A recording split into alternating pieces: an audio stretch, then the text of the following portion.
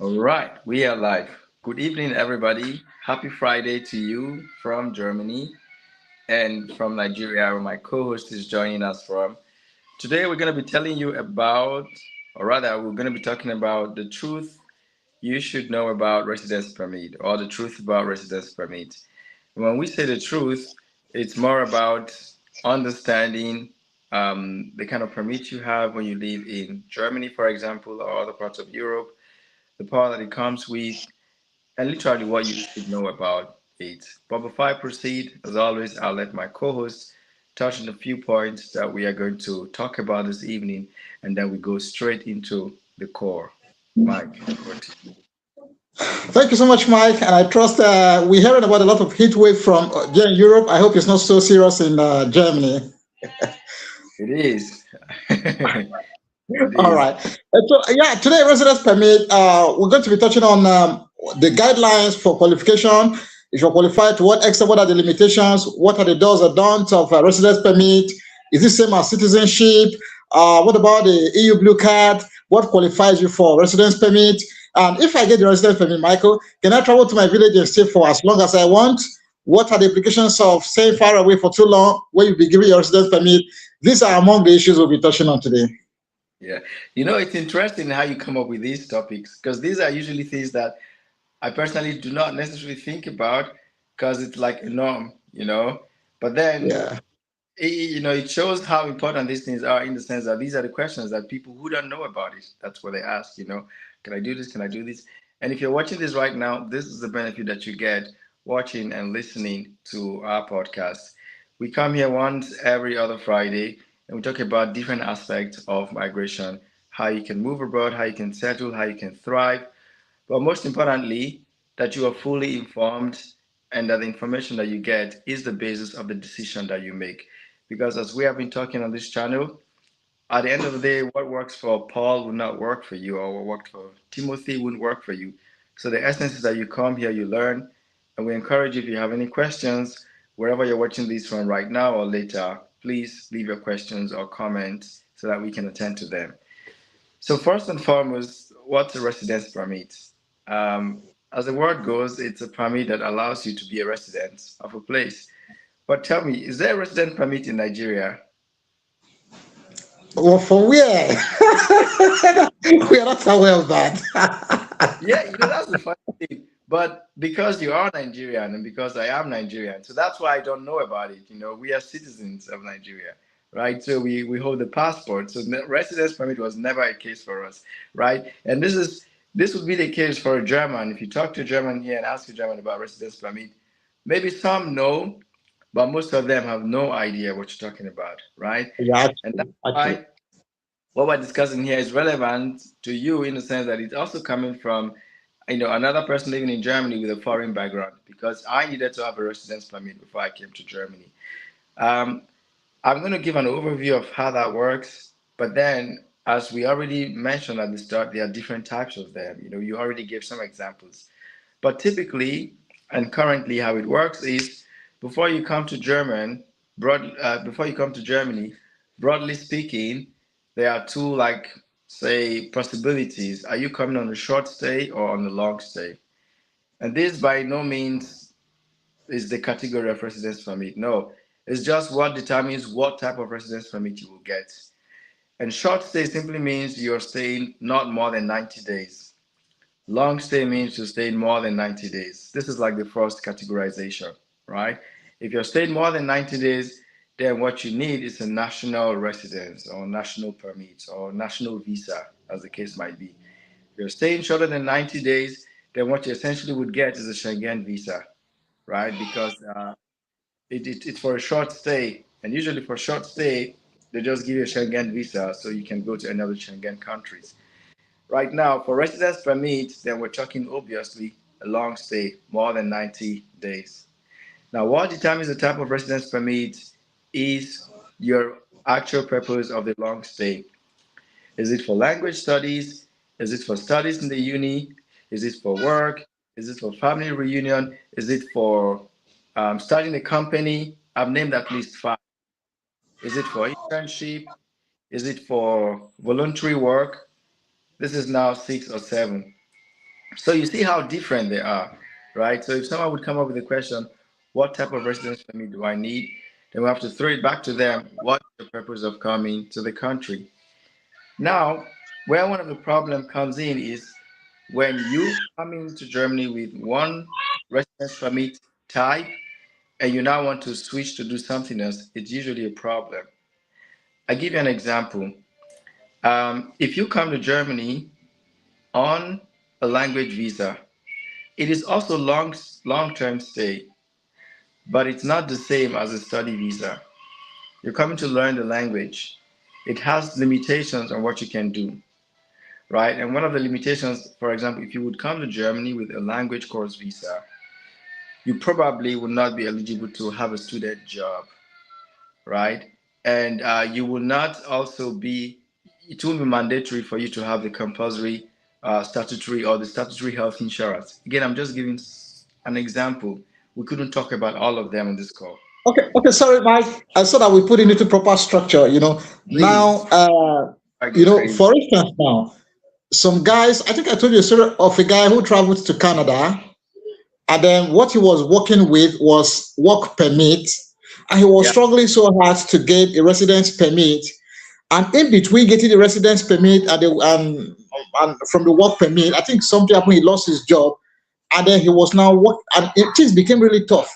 What are yeah. the solutions where you can find yourself? Because I understand that with the residence permit, you have more wings to fly. But with work permit, there are a lot of restrictions. How can you help us, please? Yeah, that's a good one. That's a good one.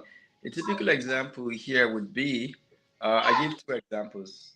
If you come to Germany with the opportunity card visa, it's an example, right? Uh, the opportunity card visa allows you to come into Germany and search for a job. Now, when you get the job, you will now convert from the opportunity card visa to either a blue card or a normal residence permit. If you got a job that qualifies you for a blue card, in most cases, that residence, the blue card, which is a type of residence permit, is always tied to a particular employer.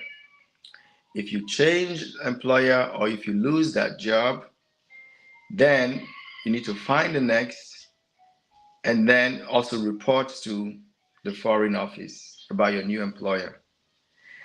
And here comes the question, can I just have a normal residence permit? Because if you had a normal residence permit or if you have a normal residence permit, it is not tied to any employer per se. So if you lose that job with that former employer, it does not affect the blue card, right? Because you anyways have a residence permit for 3 years, 5 years, X number of years. It's not tied to any particular some conditions, right? So that's one. And then the important thing is the way work permit works, like the way work permit and residence permit work in Germany, it's a little different to how it works in Canada and probably other countries. But the most important thing here is that a residence permit, the normal residence permit, entitles you to work, to start a business, and it might be limited or unlimited, and it's completely different from a blue card. Blue card, from experience, both from myself and consultations, comes with quite a couple of limitations. One limitation is some blue card may allow you to start a business, other blue cards will not allow you to start a business. And it's crazy, like what actually tells the difference. What I have seen from experience is that, let's say you used to have a job before, and in that job it was a blue card, and for whatever reason, that blue card allows you to have a business. But I've seen cases whereby someone's finished their studies in Germany, got their first job, got a blue card, but their blue card does not allow them to start a business. Sometimes these differences is really hard to tell. Here we say it's like it's the person that you meet who is sitting there that kind of determines what they give to you. Maybe there are some explanations behind it, but I couldn't tell that. But the point is, what people need to know is this: before you opt for something, if you have the option to, You need to decide what exactly you want to do, because in most cases, the blue card is not essentially relevant for some people, because the benefit is when if you were to go to other EU states or Schengen zones, you do not have to apply for work permit there, because the blue card essentially allows you to work in, other Schengen countries. Okay, so now I get your point. Like you're just saying, we could have blue cards, but with different levels of limitations, what we can do and what we cannot do. So Yeah. the fact that I have a blue card, it doesn't mean we're all entitled to same level of privileges, if I get you right. Yeah, so far that's what I've seen. I was also surprised. I've seen it practically. Yeah, yeah. Hmm. I think from what I understand, I think also that because they say there are a lot of other considerations, maybe your financial status and the ability for you to sustain yourself. They also have to go through your financial records. Maybe some of these other checks may have to inform what level of the extent to which your blue card can work for you. Yep, yep, definitely. And what I would also like to tell people is this: it also comes back to what we always say. What works for person A may not necessarily work for you. And I don't know why that is that way, but that's simply the reality. So you always have to find out what's going to work for you. And do not be discouraged to do something because you feel like it didn't work for person A. It may not Yeah. necessarily be the case for you. Yeah. Yeah. Okay. So, if to put things into more perspective now, we just talked about the blue card. We've talked about the opportunity card, the work permit, the study route, and all that. So, could you please help us through? Maybe walk us through it. What are the requirements for getting this, like the regular residence permit, the one Good that question. gives you more leverages and privileges and opportunities, Yeah. or that So brings you closer to being a citizen? that's a good point. The closest thing that gets you to become a citizen in Germany is that you work, you pay your taxes, and you're making contribution to the public pension insurance. At least so far, those are the key things. You need to have you know, a provable source of income, right? Yeah. And but first and foremost, what determines what you get is your purpose of stay, right? If you're Yeah. coming to study, then you could not get um, a residence permit that allows you to own a business. Because as a student, you technically are not allowed to own a business. You don't have the permit. But you have a long term residence that is going to allow you to finish your studies. And now, so how that would work would be someone watching this, for example, from any country outside of Germany, and want to come to Germany to study. You're going to get a visa, most likely a 6 month visa from your home country to come to Germany. Since your purpose of coming to Germany is to study, when you come to Germany and you've done your city registration and you've created a bank account, you have some funds in the bank account, settled your health insurance, then you will convert your visa. You go from a visa to a residence permit. What I've noticed lately is that the residence permit, the visa is for up to 6 months, so that gives you more than enough time to take care of these preliminary things, which are like prerequisites to get the residence permit. Now, you will get a residence permit with some limitations, right? And some examples are you can't start a business, you cannot work full time, and what else again? Maybe a couple of other things, but for sure, number of hours to work and business, right? And it's also limited, it's not unlimited. So it's either it's to the duration of your studies or it's for 1 year or it's for 2 years, and then you have to renew. After your studies, currently in Germany, you get 18 months. Now, this 18 months is essentially for you to search and find a job. And once you search and find a job, then the visa status changes. Interestingly, after your studies, that 18 month is now a new type of residence permit. It allows you to work full time, it allows you to start a business, and maybe a couple other things, right? And then once you start working and that 18 month expires, then maybe between that, you get a blue card depending on how much you earn, or you just get a regular residence permit. And then it's like after X number of years, you can then apply for a PR, permanent residence, or citizenship, and so on. So this would be like the typical path for a student. But then, if you came on a work visa from Nigeria, Kenya, South Africa, wherever you came to Germany on a work visa, so you will get like in most cases on the average around 3 years straight away, or 4 years or 5 years. It depends on the type of job that you get. So you get that, and then the work visa allows you to like work full time and maybe also even start a business. And in that case, you're just counting, a certain number of years, pay into the tax system, public pension system, meet certain language requirements, and what else again? And then you can apply for either a PR or citizenship. If you come through family reunion, then you automatically get like a regular residence permit, right? Because your spouse who was here already has some type of residence permit, so you always get something related to what they have, right?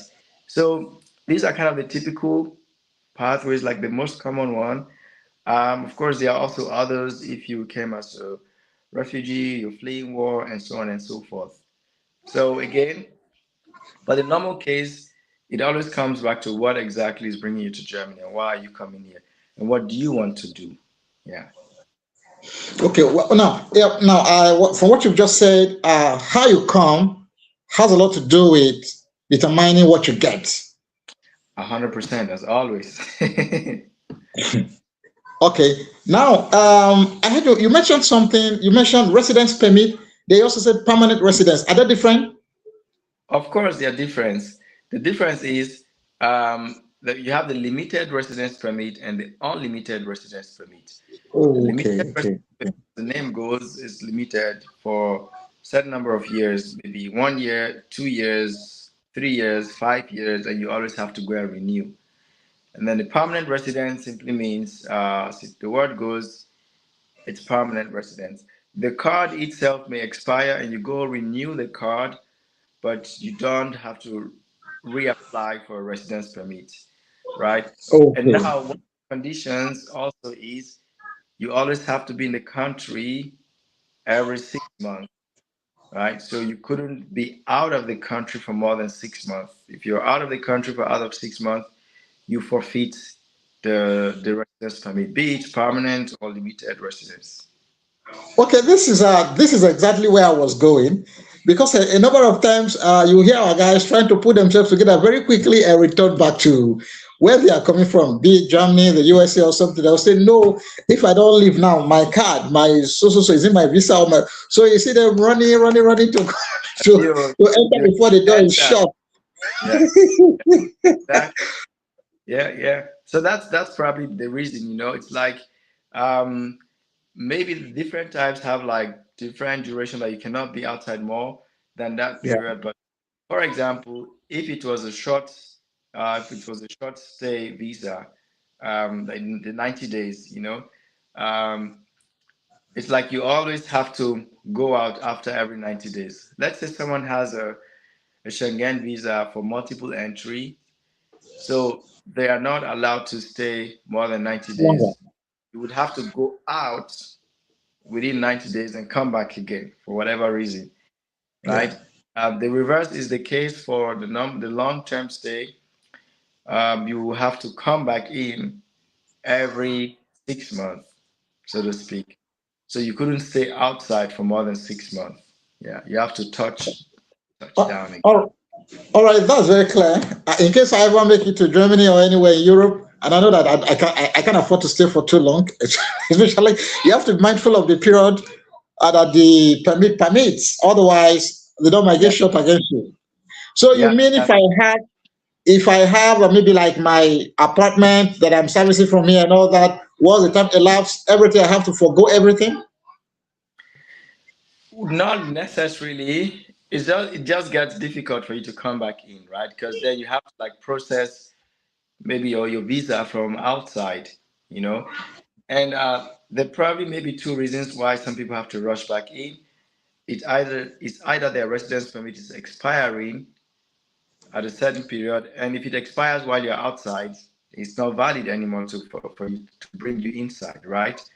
And in that case, you have to like apply for a new residence or visa from outside, which can be Yeah, not Yeah. not not to do. Um, and what's interesting is even until the last day, it's still valid. You know, I've had people that um, their residence permit would expire on the 31st. So you can still be outside on the 30th. Just make sure that on that 31st, you're in here. If you come in here on the 1st of the next month, then it has expired. Yeah, but as long as you come in on the 31st, even if it's the last day, it's still valid. Yeah. But before we proceed, I wanted to mention to everybody who's watching this right now or later, everything which we're talking about now, you can also find on Settling. And Settling is the platform which we have developed to inform you about migration, studying, working, living abroad. As you can imagine, we couldn't talk about everything here. You can see the information right there at the bottom. So read that carefully. You also find a link to the platform. The Android app is also available now. If you scan that code, it should take you there. The iOS app is also coming up soon if it's not already in App Store right now. And not to mention, we also redesigned the platform. It has a bit of more features and better UI, so you should check out Setly. If you have any questions which we also cannot answer right now, be sure to also ask those questions on Setly, and you get answers to them. Yeah. All right, as you know, we're being mindful of time, so I wanted to just now ask if how can I what do I need to do to be able to transit from being these issues of the conversations around permanent residency or residence permit or whatever to becoming a citizen? Because I understand that each of these permits, whether permanent or whatever type, still comes with a lot of you have restrictions or there are privileges you can't enjoy which citizens enjoy. Like you can't vote or be voted for with any type of permit at all. I also don't know if I have a permanent permit, if I can go and settle in any other European country, or if I'm just restricted to by country that has given me that permit, or what gives me that level of leverage whereby I can today say no, I don't want to live in Germany again. I want to move to let me say Italy or France. I don't know if you get my point. I do. And that's actually one of the nice things about Europe is that there is this free movement across the borders if you, of course, meet the requirements, at least for up to a certain period. I believe by default, you can live in another EU country if you have the residence of one of the countries up to 90 days, right? So living is one thing, but working is also another thing. And that's where the blue card comes in, right? Um, if you have the blue card, then you can easily move to another EU country and work, right? Because that allows you to work there. And if you're working there, that means you can also live there. That means that also translates to you have the residence there. But maybe you also need to apply for their own local residence permit or stuff. I'm not sure of that, but I definitely know that you can work. The blue card would allow you to work. What is also interesting is if you go from the blue cards to PR, in most cases, at least I've seen a couple of cases, you go from um, you go from the uh, you go from the EU blue card to the EU permanent residence.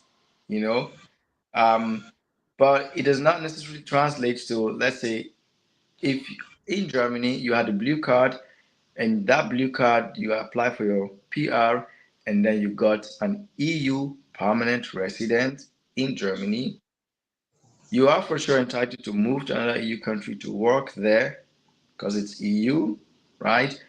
Um, but I think that the residence there is a bit tricky. I haven't seen someone who just moved there. In my case, I recall back then when I moved from my blue cards to PR, it was EU PR, right? But I didn't try to go to another EU country to work there or live there. But I know for sure I could go there, I could live there for X number of months, I could work for sure.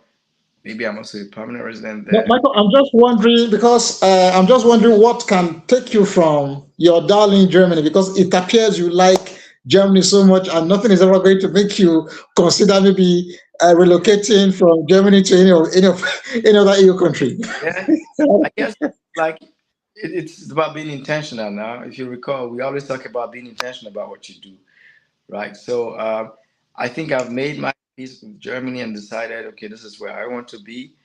And with everything which we do here, it's because this is a destination, right? So that's why it is how it is. And this is really what people have to think and decide. So you're not undecisive for, I don't know, the rest of your life. Now, okay, Michael. Now, for want of time, we just have about barely 5 minutes left, and because before this time, you told me of your next program. So I think if we could just round up in the next 2 minutes here about now, Sure. if you want to advise someone, because from it all starts from how you come in. All this conversation has a lot to do with how you come in, and I Are you think sure? this is where you would always advise that.